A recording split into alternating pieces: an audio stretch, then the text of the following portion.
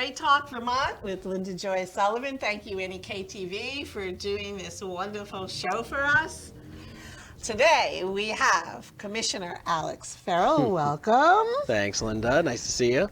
And I want everybody to know that we are here to talk straight. Alex, to get started, if you would just kind of introduce yourself, give us a little bit of history, how you got started and how you ended up as the commissioner. Sure. Okay, so let's hear it. Sure. Thanks, Linda. I joined the administration in 2021 as deputy commissioner. Prior to that, I was really working in data and corporate strategy, so not directly in housing. My experience in housing had been on volunteer boards and boards of nonprofits. I was on the board of the Vermont State Housing Authority throughout the pandemic, where we now serve together. Right. At a time when there was a vacancy in the administration for Deputy Commissioner of Housing. And given that I had some data and housing experience, I joined the administration in that capacity. So that was 2021. I served as Deputy Commissioner for a couple of years, and now I'm coming up on, soon it's going to be 2 years as Commissioner of Housing and Community Development. It's been quite a ride. And you are doing a phenomenal job. So thank you to the administration for picking you to lead this department. I mean, seriously. I've been in the legislature. I've been watching for years the political scenes. And you're the right choice for this. Thank you for that. So there you are, you're the commissioner, and we're in a political scene right now where there definitely is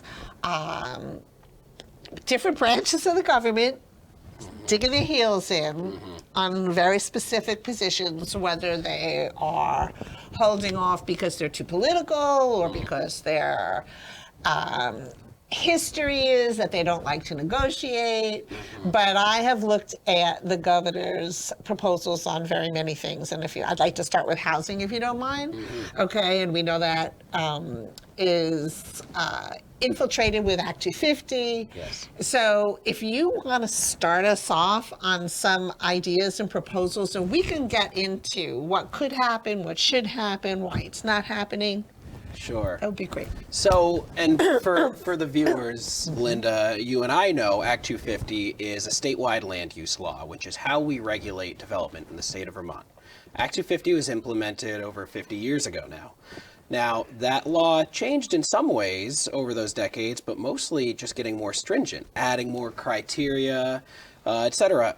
Really, what that means is it has gotten, over the decades, harder to build in Vermont, whether you're trying to build something for commercial purposes or a home.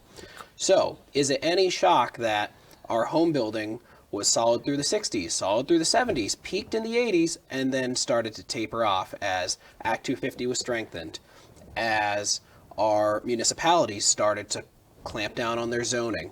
So, for a lot of years, Act 250 was sort of this sacred law that the Vermont legislature just would not touch, Right, I sure do know. I remember sitting there during a lot of the sessions where they spoke about Act 250, and I was shocked at some of the political grouping to make sure that nothing happened with Act 250 unless it was pretty much to stop development. That's right. And that's a major problem, especially, when you do that over the years, eventually you're going to get the fall, right? Exactly. And that's where we are now. That's where we are. We're decades into underbuilding of homes. And so when the pandemic really highlighted some of these shortcomings of our housing market, everyone panicked and said, oh, how did this happen all of a sudden? And those of us that have been paying attention to the housing market said, no, not all of a sudden. Decades we've been doing this. Now, in 2023, there was a glimmer of progress. We passed a landmark bill, the Home Act, which did change some land use regulations. It helped create another narrow path where you could find an Act 250 exemption for a certain type of housing development. Okay, but it wasn't really changing Act 250. It focused on the municipalities and said, hey, municipalities, you need to enable more housing. If you have municipal water and wastewater in an area, you need to let people build more densely if they'd like. You can't require so many parking spaces if they don't want them, et cetera, et cetera. That was a great bill. It was a very pro-housing bill. But everyone looked at the Home Act and said, okay, now what about Act 250? And that's what the municipalities had. Our mayors, everyone was saying, great, you told us what to do. What about Act 250? And so over that next year, there was a lot of conversation about Act 250. What are ways to strategically curtail the jurisdiction of Act 250? We're sitting here in Newport. There are plenty of local zoning bylaws. We don't necessarily need Act 250 to come in and play a role in downtown Newport. Correct. Newport can regulate downtown Newport. Totally correct. Right? That's and right. that's essentially what the governor had proposed, was say, let's create large swaths of areas where there's municipal sewer, you've got things in place. The state doesn't need to be regulating that. In other places, for now, we can leave Act 250 as somewhat status quo, but let's carve out big areas where Act 250 doesn't have to come into play, because we don't need it there. That's basically what the governor said. Instead, what passed last year was a form of that. So the legislature said, okay, we'll take the governor's idea of exempting certain areas. So some interim Act 250 exemptions were put in place per the governor's request. And in the couple years while those are in place, regional planners and municipalities will be drawing maps. In these maps, it's not only going to have new places that are going to be exempt from Act 250, but now, outside of those areas, there's going to be increased Act 250 jurisdiction. So when the governor was saying Act 250 is already curtailing development enough, do we see anywhere where Vermont is overdeveloped? Have we built too many houses anywhere? Not exactly. We haven't. So that brings us to today. The governor said at the start of this legislative session, we're going to propose strategic changes to last year's law, strategic improvements to our regulatory systems, ways to rebalance our appeals so that the courts aren't completely favoring, it's not the court's fault, it's the fault of the law, but the appeal system completely favors the appellant, not the home builder or the property owner who's trying to build a home. A whole series of proposals, very strategic and thoughtful proposals to curtail some of that increased jurisdiction of Act 250 we talked about. And Linda, because you served in the legislature for many years, I think you know where the story goes next. Yeah, that's exactly right. So it sat on the wall. Well, that's what I was going to say. So it sits on the wall, and you stare at it. And you have these conversations in the committees, and you say, let's do this bill. Right. And then with a hope, because it's not coming off the wall. Right. You throw the best parts of the bill into some amendments somewhere, which gets strike this. Yeah, that's right. Possibly you'll get lobbyists who will assist, maybe something will happen with some negotiations. Sure. But at the end of the day, it's useless. That's right. So let's talk a little bit about how, because I know workforce development is also a priority of the government. Yes, it is. Act 250 influences workforce development. Very much big so. time, because it's not just, hey, we need jobs for people. It's the businesses also. So it's like almost like what comes first, the chicken or the egg? Do we get jobs in place, or do we get the businesses in place, or do we get the homes in place? What happens first? And there needs to be a plan. There needs to be some type of SWOT for every municipality, where the administration can speak with them. And I know Commerce talks to the administration. That's right. But I don't think that people are aware. It's not just housing. Housing isn't going to be the miracle cure. Okay, and it's not build the houses and they won't come. Right. Okay, no, build the houses and they will be taxed, maybe. But the key here is, how do you decide how it's going to affect and this is a tough question, the workforce development, as well as how do you decide what workforce you need? That's right. So it's a really it's an important piece of this puzzle because, yeah, we talk about how many homes we need, and the data can show us by municipality, by region, how many homes we need, but that's not just for the sake of having homes. It's to unlock these other pieces. We need more workforce. We need to curb some of the demographics that we're seeing. Now, what jobs do we need? We have a huge shortage of people in the trades here in Vermont. We end up with a fair number of professionals and white-collar jobs here in Vermont, especially those that can work remotely. Perhaps they work elsewhere. We desperately need people in the trades. We desperately need people to fill a lot of these middle-income positions that when we try, Vermont businesses talk about trying to recruit, and they just can't. People are interested in the job, but they can't find a place to live. Now, when we talk about the trades, that's going to be a multifaceted approach because there are so fewer children in our education system, our K through 12 system. So what's interesting is actually the same percentage of kids from our K through 12 are going into tech schools and going into the trades. So that's great. The same proportion as decades ago, the 70s and 80s, are still wanting to go to the trades. It's just that that's such a smaller number now. It's not 120,000 kids.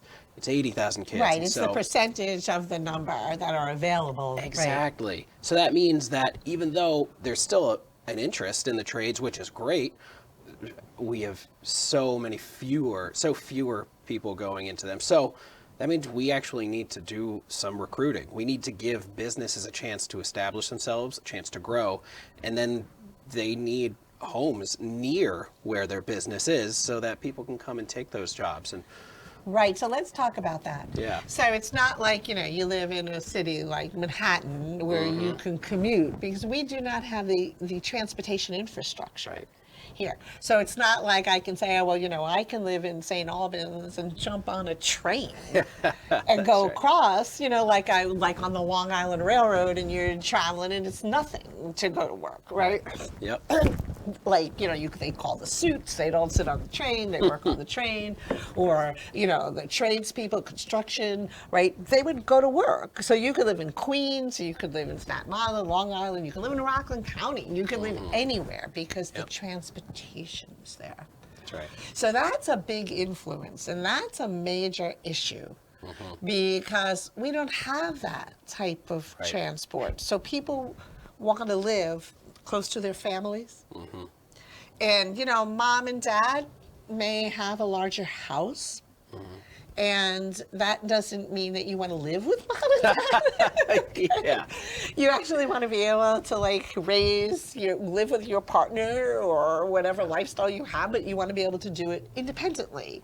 Which is healthy and good. So how do we get around that? Because that's a barrier. It is. It is. People say you want to work for a hospital, but you have to commute to the hospital. How do we deal with that? The infrastructure, the transportation infrastructure. Has that been a discussion? It has been a discussion, and I think, frankly, a lot of people in rural Vermont are feeling discouraged that they aren't necessarily getting the services. They're saying routes cut from bus lines. Now, public transportation in Vermont has always kind of struggled, right? Because of the rural nature of our state. When my department works with communities and as they're developing plans for, say, a new neighborhood or new areas where they want to develop or they're going to redevelop an area, we often advise them on the ways that they could incorporate smart transit. And sometimes... I like that, smart transit. Yeah. I like that. That's a good one. Well, it's really That's us why making... you are the commissioner. I have comms people that make it. So good, so good. But we're trying to recognize our municipalities and the state are working with limited resources. We can't, perhaps aside from Burlington, we can't look to our municipalities to support that public transit. We just, like you said, this isn't Manhattan. That's right, that's right. And so we try to do this in smart ways without adding too much cost. So sometimes sidewalks strategically placed can be a piece of this puzzle. That's not going to solve a big problem, but it can unlock certain neighborhoods to now be a little bit more play, recreate, work friendly. But at the end of the day, we're still going to miss a major piece, which is that public transportation. And if we're not unlocking new neighborhoods, I mean, this is why I always come back to the land use and this process that's in place, this future land use mapping, because if we're not unlocking areas where we can build new neighborhoods, say adjacent to Newport, or redevelop an underutilized neighborhood, we're pushing people farther out, pushing them away, and every mile that you have to commute, that's taking dollars out of your pocket at the end of the day. And we know a lot of Vermonters are already burdened by their housing costs, statistically. Sure, and so we can't be pushing more cost on them in the way that we develop. We need to give people a chance to live close to where they want to work and play. So the larger businesses, if Act 250 was a little bit more friendly, okay, larger businesses coming in could assist. They could assist with actually helping with transportation needs, with housing needs, with training needs, with higher education needs for those people who are employed. And so a lot of the larger businesses may also have branches in other areas that they could redevelop. But we have Act 250, which is the issue. Do you think that Act 250 will be brought up soon, or is it just going to be pushed aside? I have to go into every legislative session hopeful and optimistic, right? Now, you're such a brave man. I have to. Otherwise, I'd become quite the cynic. That's right, that's right. And you know what I want to say is I am grateful that the legislature did bring up and change Act 250 in a meaningful way. I don't agree with everything about the way it was changed, but I am grateful. It's a start.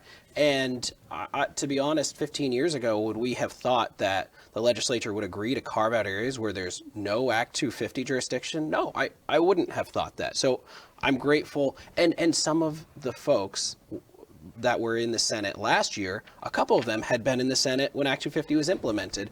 And they were proponents of Act 250 and were vehemently opposed to last year's Act 250 reform bill because they just felt as though Act 250 should never be touched. It should just be kept in place. Now, but back to your point, Linda, it's been a tool not only to curb housing and home building, it's been a tool to protect, I'm putting that in quotes, protect against businesses coming in, because people are afraid of big business coming in and taking over Vermont. People are afraid of overbuilding. Again, I need to ask legislators, are we afraid that we're going to build too many homes? Are we afraid a business is going to come in and offer too many jobs? Are we afraid that too many businesses are going to want to rush into Vermont and take it over? There's no evidence of that. Of course we not. have seen no evidence of anything close to that in any corner of Vermont. So what are we so afraid of? The fear of the unknown. That's right. We like a lot of control. There are aliens. Yeah, that's right. Right, the fear of the unknown. So you turn around and you have, let's say, a business comes in, a larger business, okay? I mean, we've lost IBM, we've lost, okay. You also finally got a mix, a business that can actually bring in the workers, giving them opportunity for jobs, the executives, giving them the opportunity for jobs. The issue we also have is that spouses sometimes come along, and spouses give up their jobs, and they're like, okay, so here I am in Vermont, and I'm really happy that you, the breadwinner, likes it here. Yeah. What do I do? What am I going to do? And I gave up my career, or I have nobody to speak to, or there's nothing for me to do all day long. There's no transportation here. So thank you very much. We're selling our house. Right. Guess who wins? Yeah. I mean, bottom line is, I'm leaving, or we're getting a divorce, or you keep the house and I'm taking the dog, and you love the dog and I'm taking the dog. Yeah. Okay. And so the key is there's more to it. That's right. And so you want to put, say, 400 houses up someplace. What goes with it? Right. So how do we figure out where those 400 houses go? Yeah. How do we figure out who really is going to be able to purchase those houses? Yeah. Where does the banking situation fit in? There's so much going on here that people don't realize. And Yes. Act 250, by ignoring it, it's not No. helping us, No. because larger corporations come with financing. That's right. Larger corporations come with education. Yes. Larger corporations come with growth. Right. And they have a bottom line, so they're not going to be not realistic about it, right? Yeah. But they can really help develop a district. Well, and what's important about this is, look, as the housing commissioner, I'm always grateful when exemptions or tools or financing options are implemented, or the legislature is willing to have the conversation, and they're having that conversation through housing, right? Housing has, in the past few years, been the way that we can start some of these conversations that used to stall. Act 250 reform is one. They wanted to finally discuss Act 250 in the context of housing. Housing. But we need business too. We need to build homes in and around areas where there are these other amenities, these other opportunity. It needs to be mixed use. Same thing with a conversation you and I have had, Linda, about what's essentially project-based TIF. Another option for financing the implementation of infrastructure and those other sort of baseline investments you need to make to enable housing, to enable municipal build out, to enable commercial investment, a big business to come. Now, the way the conversation has gone this year, the governor proposed a version of project-based TIF called Spark, and really it was broad. It was intended to give municipalities of many sizes the opportunity to use something that now Newport understands how complicated TIF can be. So Correct. We want to give all kinds of municipalities a chance to make those investments. And we said, not just housing. It can't just be housing. Of course not. It can't be. And that's the misconception. Exactly. Because what's that going to do? You're going to, again, carve out some areas where, okay, there's residential over here. And then what? And then what else is going to come behind it? Now, the legislature started sort of in that narrower path towards, okay, we'll give a project-based TIF option, but only housing. I want to give credit to the Senate, who did actually peel that back and say, well, no, this should be mixed use. Mixed use. It is critical that it be mixed use. And it came out of the Senate that way, broad and easier on the municipalities. I just need to emphasize, I really hope the House maintains that and understands that is what communities need. See, that's the word, understands. Understands, yeah. Okay. Do they understand it and are ignoring it, or because it's not their political agenda, or do they just not understand it because they're not in touch with the different districts and listening to the administration with all the detail and the information they have? Are they just not willing to speak to one another? What's going on there? Well, it's interesting you mentioned that. When you were in the legislature, you were a legislator who was known for crossing the aisle, and it didn't matter. Coffee was good on both sides. Yeah, that's right. That's right. You get one over here, get one over there.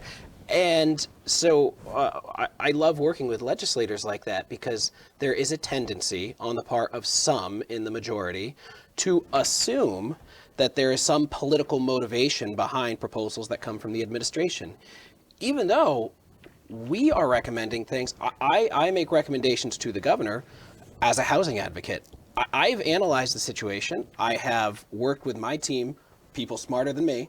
I've talked to municipalities, asked them, what do you need? What would make this happen? I've talked to the planners. I've talked to builders, the people who actually are going to build the homes, who are going to bring businesses in, who are going to develop commercial sites. We're making proposals based on the best information we have. Legislators, as informed as they can be, that's a part-time gig. Right. They have something else going on, and we know that. We are trying to inform them. We need legislators to understand our only agenda is to advocate for housing, for businesses, for growth, for prosperity, for communities. There is nothing else. That's why they call it the executive That's branch. right. That's right. business, Yes. executive, management, That's right. administration, operations, detail, ethics. Yes. That's what's there. Right. And then the legislators, at least I so thought, were supposed to take that and how do we make the law, keeping it constitutional, Absolutely. to make that work. Yes. Not politically say, no, I don't want to hear it. That's right. I mean, I remember when the Act 250 bill was in the Senate, and they called it. I mean, one of the senators came out and said, let's be real here. This isn't Act 250, this is a housing bill. And as soon as that statement came out, Yeah. it was put on the gloves.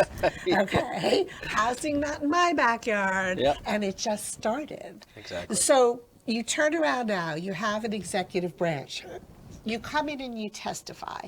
Do you feel that you are allowed to testify before the legislative branch openly and freely? Or do you believe that the questions or the way they ask you the questions are designed to give them what they want to justify a political position? I think it depends on the committee. It depends on the body. Right. I will say, at least in my time in the administration, working with the Senate has been much more fruitful.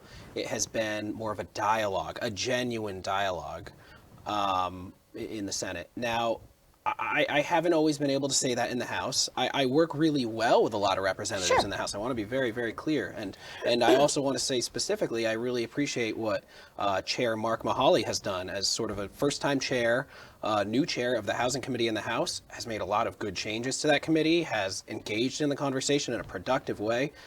I'm incredibly, incredibly grateful for him doing that. Not every committee is like that, where Right. they want to engage in a genuine and honest dialogue, because you're right, sometimes they want to put you on the spot and not ask questions in an authentic, genuine dialogue, but try to make you look bad or try to justify a position, or they've already Right. predetermined what they want to get out of your testimony. Right, that's right. And that's not healthy. It's not. It's not. That is like totally against what the citizens need. Mm-hmm. I'm not even going to say what the citizens want. It's what the citizens need. Mm-hmm. And if I hear somebody from the administration or anybody who's coming in to testify who actually has a point of view, it's okay for it not to be accepted. That's right. The key is That's let's right. hear it. Yes. It could turn into something that triggers a better way to go. But if you confine the testimony, if you say, no, you can speak about this and we'll bring in the people that we want. Remember, the chairs decide They do. who it is. So good that we have a new chair in housing who's at least opening up a little bit, wants more conversation going on. But I want to just roll back to Act 250 again, because you Please. know I remember Act 250 when I was in it, and I think I used to like barf Act 250 or all, what was it, 350 pages or whatever it was. So we get a developer. A developer wants to come in, regardless of how it's going to work. There needs to be partnerships. There needs to be partnerships with the administration for any developer, no matter how large, to come in, because they are still here doing something for Vermont that needs to be accepted Yes. in Vermont. So sometimes there needs to be that private political conversation which says, how do we partner? So the government-private partnership is healthy and important. How is that going? Well, you know, I think a lot about, I observe the dialogue here in Right. Vermont, because developer has, in some parts of Vermont and in some circles, become a dirty word. Developer, right. oh, developers. That's right. Oh, the Scott administration, they talk to developers. Thank Okay, you. great. So, well, I talk a lot to Dr. Gary Winslet, professor Sure. down in Middlebury, really sharp, and you know, is a great observer of Vermont, and its housing system, its political system, and he points out that some Vermonters' knee-jerk dislike of developers is odd because they're delivering the things that every Vermonter says they want: jobs, homes. Any other person who delivers a good revenue, our tax what a base. Lovely idea. And do we get mad at grocers because they deliver food? No, we don't. We don't use the term grocer in such a negative word. Till after the show just now. That's right. And so That grocer developer. yeah, that's right. And so it's we struggle in this conversation because right up front, before the developer is even heard out honestly by a community, by the legislature, there is almost in some circles, like I said, this knee-jerk opposition. Oh, developer. Now, a lot of Vermont communities have had incredibly fruitful partnerships with developers. Yeah, Bennington Rutland, when I was down in Bennington Rutland as Exactly. the legislator down there, I mean, yes, bring it on. I mean, that's what you want. And there have been great redevelopments that have, this is what we want to see in Vermont, especially in rural Vermont. Redevelopment, bringing neighborhoods back, bringing our downtowns back, vibrant and healthy.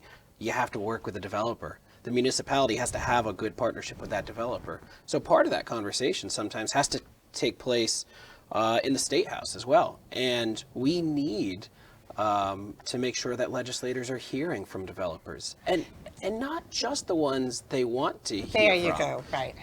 You need to hear from developers maybe who aren't used to coming into the State House or aren't as familiar with the intricacies of statute, because that represents the bulk of the people that are actually doing the building and working in our communities. I mean, the folks that I'm sure people here in Newport know a builder, know a developer, and they're just not on the radar of the legislature. That's who legislators need to hear from, those builders, those developers. And there's sometimes confusion that people think construction companies are developers. That's right. And That's yes, right. they work hand in hand, but that Yes. is not where it stops. Exactly. Okay, and so there's all so many legal ways to do it, whether it be IPOs, however it be, it's larger. Yeah.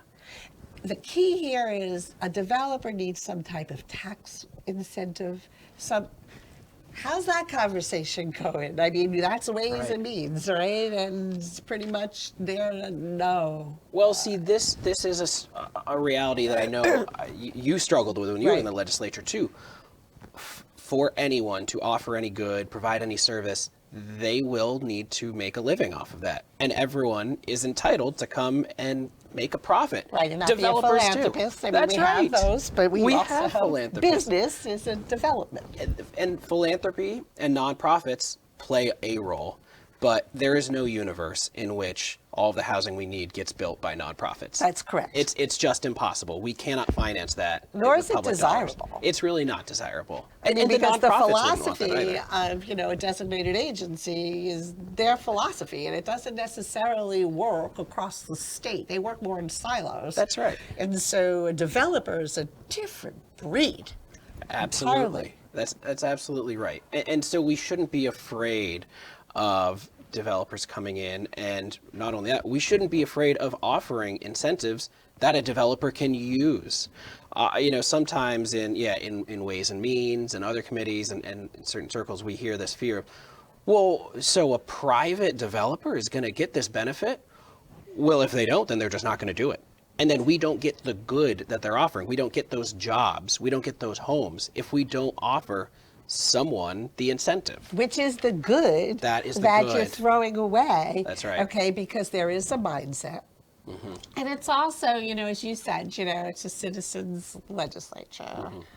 The understanding, I mean, I hear legislators turn around and say, well, we're experts now because we've heard testimony over the years. Well, you've heard design testimony.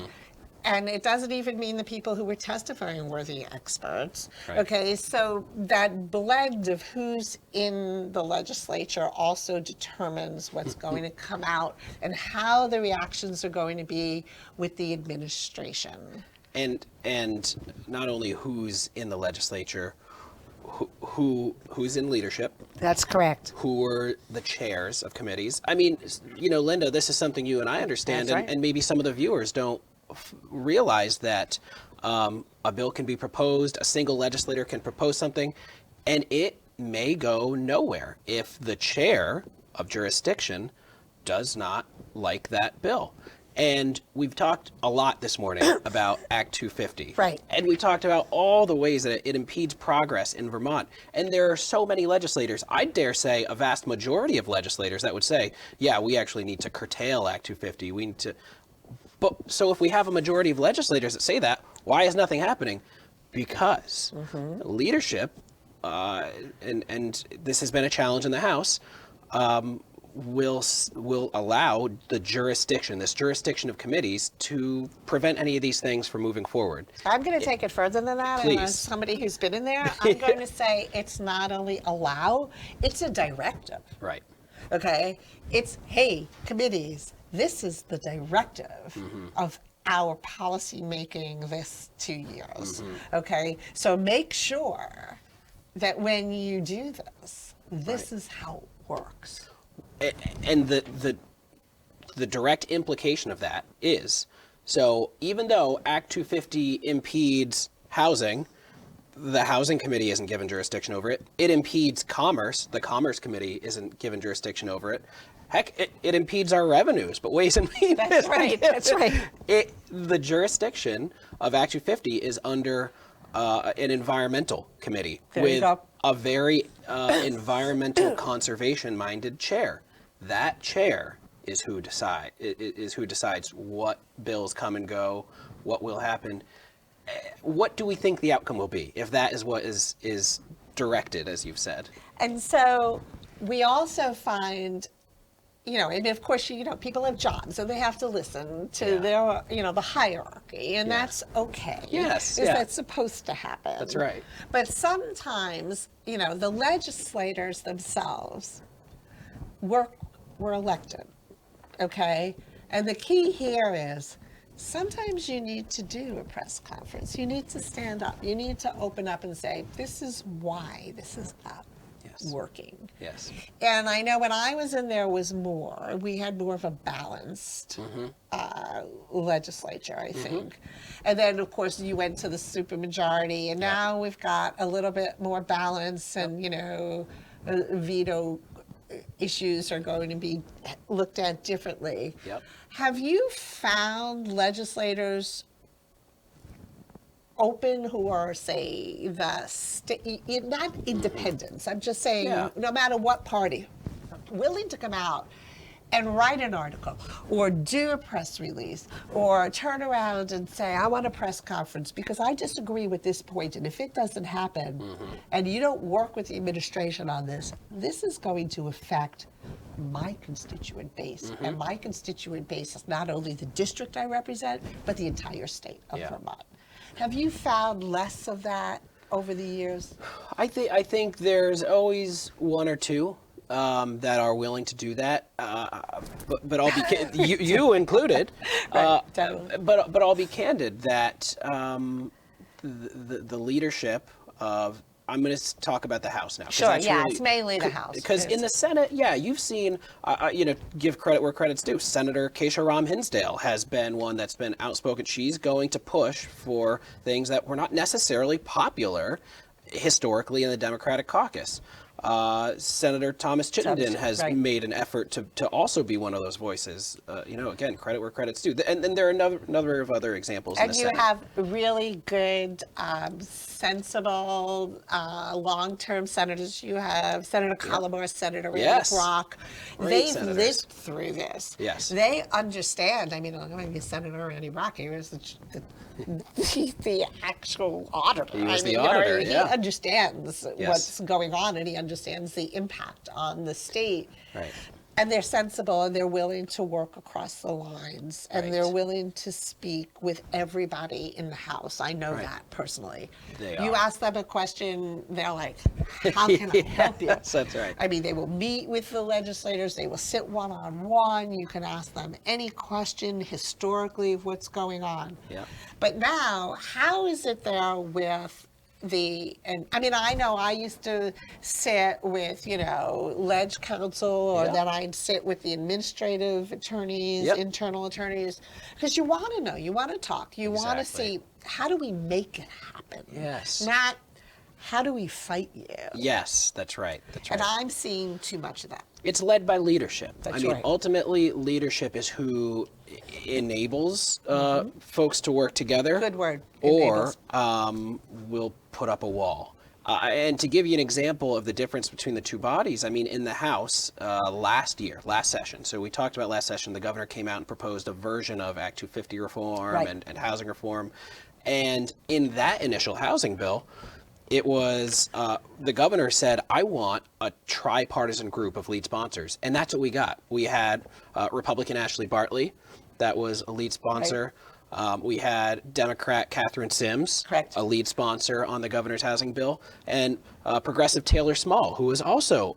So we had a tripartisan group of young women who were lead sponsors on this bill. Now, they went to their colleagues in the Democratic caucus, and they got many Democrats to sign on to this bill.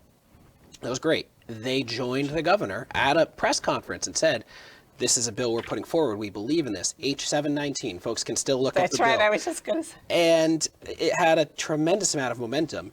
And what happened, literally the afternoon of that press conference, many, I think all of the Democrats that signed on as co-sponsors, so not necessarily lead sponsors, but co-sponsors of that bill, got brought in and were spoken to and told that that was not okay that they signed on to the governor's bill. Because it wasn't just the governor's bill, it was the governor's bill that For the people? other people, that's right, had signed on to. The governor often jokes, call it whatever you want. Give credit to whoever you want. If credit is what you're after, great, take it. Let's just pass these bills. You know the governor, that's how he is. I was just going to say, the governor's sincerity that Yes. way, mainly, he's not doing this for credit. He's just, Yes, that's right. I mean, and this is a legal process. I mean, he's Yes. supposed to do this. That's right. It would be terrible if he said, I have a great idea and I'm not telling anybody. Right. I mean, it doesn't work like that. That's right. So this is the format, the vehicle that he's supposed to use to get it out there. And if people support it, that's fantastic. But then the shunning system starts. Yes. And it's amazing, the shunning system that goes on from the leadership. And I believe those are the same people who are saying, we shouldn't bully. Let's do a bill on not bullying. Okay?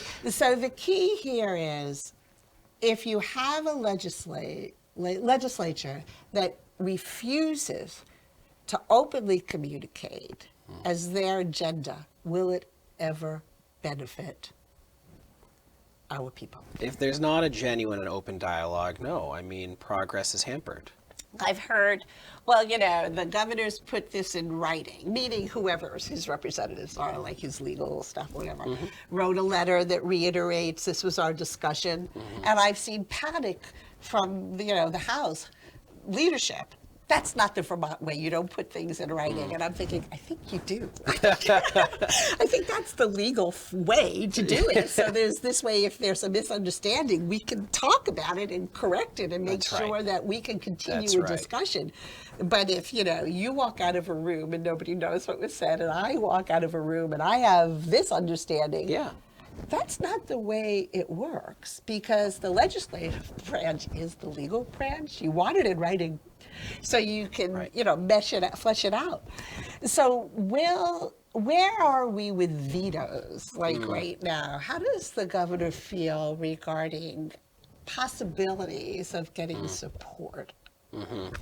Well, And I know you can't speak for him. I'm just in no, general. that's fine. Yeah, absolutely. What I can say is, given the makeup of the legislature now, sustaining a veto is very safe. I mean, the numbers are almost even in the Senate now, 17-13, and Republican lieutenant governor. So vetoes will be sustained. And the governor, what I can say is, as transparent a governor as I've ever seen.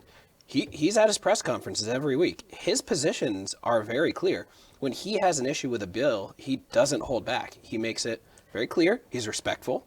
he always explains a path to signing a bill or being okay with a bill. Right. He says exactly what he doesn't like. And this is a criticism I had heard in the past that I never quite understood. Folks would say, well, why didn't the governor tell us sooner what he didn't like about it? Why didn't he warn us that he was going to veto that bill?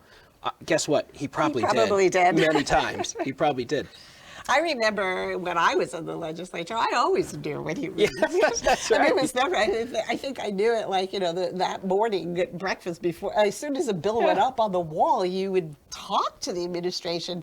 He has his hours with the legislators, so coffee hours, hour you every can go in Thursday. and speak to him. I never had an issue if I would send a note over to the administration saying, I have a question, can I speak with, someone, even including the governor? I mean, within minutes, I got a response. I was able to speak and ask questions. Didn't have to agree, but it was just more of inquiry so that I can make decisions on how I wanted to vote. And I would never, that the administration didn't know how I was going to vote. Because it was, sometimes I didn't know. And you want to sit on the floor until you hear all the arguments. Right. But I want to hear the arguments. That's right. That's right. And I want to be able to ask the appropriate questions. That's right. And so bring us to where you want to say things right now. I know you've got a lot on your mind, and this is really your show today. And I want to hear what you want to tell our constituent base, which is the whole state, all of New England and more. Yeah, I just will continue to come back to what the governor puts forward and what he put forward in his Path for Vermont bill, which was a housing bill that covered many aspects of the housing spectrum, changing appeals, making investments, smart investments, tweaking Act 250 in thoughtful, nuanced ways. It would just be a shame to not take that up. Look, it doesn't need to be the governor's bill. If they want to leave it on the wall, okay. And just take those key elements and bring it into these bills, bring it into the housing bills. There are good starts in housing bills that are moving. But I am going to selfishly jump to one piece that I have tremendous concern over. Good. We have very limited resources as a state. And so the dollars that we can dedicate to housing, we need to make very, very tactical, strategic, and smart investments. There you go. So I am supportive of covering the whole housing spectrum. Is there a place for the nonprofit sector? 100% there is, and we need to dedicate money to that. Is there a place for supporting private developers? Yes, we need to do that. And so what the governor proposed was a broad swath of housing investments that fit within. He drew up a budget. that I mean, the governor presented a budget. Yes. And you know what? Some legislators don't mind spreadsheets, line by line. One of those smart investments that the governor made was the Vermont Housing Improvement Program. Right. And up here in the Northeast Kingdom, it is tremendously successful. Same thing down in Rutland County. Actually, big time. The Northeast Kingdom and Rutland are the two areas. The two spectrums. They use it the most. And so the legislature over the years has dedicated various swaths of one-time funding to the Vermont Housing Improvement Program. And my department administers it. It's used incredibly well. Now, you'll know the difference between one-time funding and base funding because you were in the legislature. Sure. But for viewers, tell the viewers. Base funding means we are committing to permanently funding this thing. This is now in the base. So when it comes back every year, it's in the budget. That program is now funded annually. And the governor only asked for $4 million to be funded annually for VHIP because it is by far the most efficient, even more efficient than other programs run out of my department. Mm-hmm. It's not a value judgment of the two different types of investing. This is just a tool we need. And it works. It works.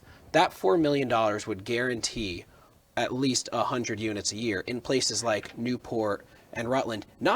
It could build new units, but what it's actually most effective at is bringing units back online that haven't been used. That building that's been sitting vacant because it's got all kinds of issues, up to $50,000 per rental unit in there. I loved that idea. When it's you so told me effective. about that, when we walked around, and I thought, oh. And how many buildings did we see right here? I know. That could benefit from it, and have. And have benefited. And the governor has said to the legislature, please, I want to make VHIP permanent. Put it in base funding to make it permanent. The legislature for whatever reason, is instead dedicating that $4 million of base funding elsewhere. The governor drew up a budget where this $4 million could be used better. In fact, they're choosing to run that funding through other programs. That $4 million in a traditional housing program only gets you about 10 units. Okay. That $4 million in VHIP gets you 100 units and revitalizes our community. So I have a direct appeal that I've been making to legislators, and many are listening. I really value that. But the House budget took it out of base funding and just said, oh, sorry, try to make do with another one time. You can't operate a program like that. And our communities just need this. That's right. I mean, going all the way down, say, Johnsbury, and I mean, all of the, it's not just Newport. I mean, it's the entire area. Oh, yeah, absolutely. there's the whole Blythe areas. And as you said, Rutland, definitely. Absolutely. Going even down towards Brattleboro. Yes. They have a lot to be revamped right Yes. now. And so that type of program is vital.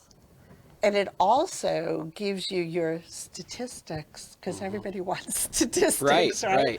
So why take the money away? Was there any logical housing reason, or was it just, no, we want to use the money for this executive director position for this not-for-profit? I mean, I would say it got shifted to other things that I have a hard time seeing how they prioritize them over this program. Okay. Certain other housing programs got funding. I'm not going to speak ill of any other housing programs. But as far as choosing not to put this in base funding, I hear Vermonters loud and clear. I think the governor hears Vermonters loud and clear. Yes. I don't know what's missing. Right. Wow. Okay. So you've got a lot of work.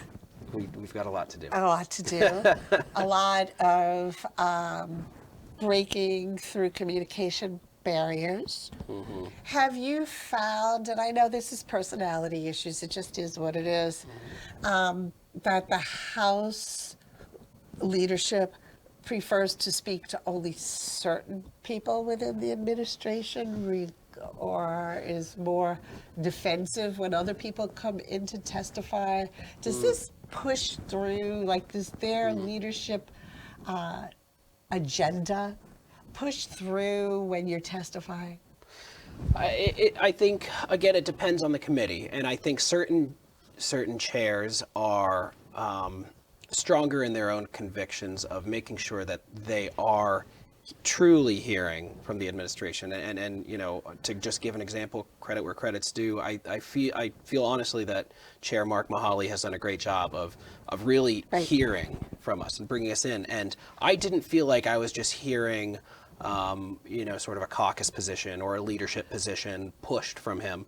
That's great. I hear critical thinking in his questions. Oh, excellent. And I really appreciate that. So, but there are times where I feel as though I'm a puppet in a play. There have certainly been times, and last session there were a couple instances where I felt as though I could have been anyone sitting in that chair. I was going to get treated in a way that I didn't feel was respectful, because those chairs wanted to make certain points, and regardless of what I was going to say. And it was not a dialogue, it was an opportunity to get a point across on behalf of leadership. I could be wrong. I understand. No, I've seen it. I was, in there. And also, to that point, the committees, the members also have to be willing to speak and ask questions that are not directive questions. That's right. And that's very important, because you will not have any type of momentum. And when you get legislators who just love being legislators, regardless, they're not going to want to rock the boat because they want to be reelected. Sure. In my mind, for the wrong reasons. Sure. Because they want to keep a vice chair position, or they want to be a chair, and they don't want to do anything to, say a chair wants X amount of votes on a bill.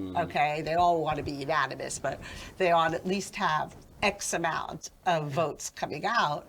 And when you're giving directives, that say, you must vote this way Right. because we have to get this bill passed this way, and you as a legislator don't believe in it, I have an ethical issue if you don't speak up. Absolutely. Okay, I really do. Yeah. And if you don't understand it, then go and ask. There's so many attorneys there on Ledge Council. That's right. There's lobbyists, there are outside lawyers, there are older legislators. Yep. You could go across the aisle, you could go to the Senate, you can ask questions, and guess what? You can actually go, at least I was able to, and I think everybody still is, to the administration and yes. have a conversation and say, tell me why. I just don't get it. We Help. encourage it. We love it. That's And our directive is be as helpful and as open to legislators that come to you with questions. I don't care how they voted. I don't That's right. care what party they are. I don't care who they are, what position they hold. If they're coming to you with a question, be helpful. Ask them. That is what the governor and his team ask us to do. We are supposed to be helpful. And you know, to your point, Linda, I'm always so impressed when I see a new legislator who comes in and is standing firm on what they're not thinking about what does leadership want, Representative Abby Duke, I've been very impressed with. Representative Jonathan Cooper, I've been very impressed with. I mean, folks that they're asking critical, authentic questions, and they want to get the policy as good as it can be, as strong as it can be. That's fantastic. Because their passion is in the right direction. That's right. At this point. Hopefully they'll stay that way. I know those two fairly well, so I trust those two. Yeah, but I'm saying, but then of course yes. you have your leadership and turns around and says, this one is actually thinking. Maybe we need to offer them a committee of choice, put them in a place of leadership, and move them on to control that thinking. But you know what? I'm hoping that the legislators coming in more and more are really going to be there for their constituents and really say, this is why I was elected. And it's okay for me to speak up. I'm not here to be a party. I am here to really help. And the only way you work together is if the executive branch and the legislative branch speak. Right. Right. Wow. So this is great. You're amazing. I am so, once again, thank you for being the commissioner. Thank you. Please stay on. Any last words? Just thank you for doing this. Thank you for educating constituents, giving folks a chance to hear what's going on. And please continue to advocate for everything, the growth, the prosperity of our communities. Sure. So really appreciate it. And as I get questions, I will forward them to you so Good. that we can get those answers out, and I hope you'll come back. Anytime. Well, I want to thank you, Commissioner, and I want to thank NEK-TV for giving us this opportunity to talk straight. And this episode will be aired shortly. Thank you.